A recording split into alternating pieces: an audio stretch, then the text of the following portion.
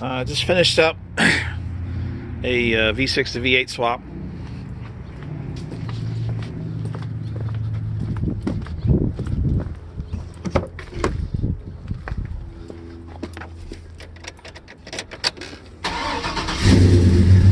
Plus added long tubes.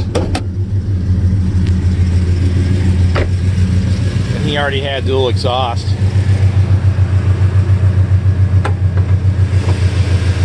We were waiting on the fan shroud for a V8, so I had to trim his V6 one. But use the factory 04 harness, and then this added IAC and TPS. It was a drive-by cable truck already.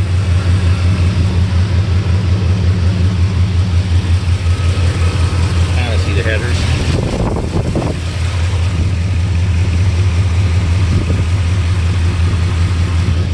But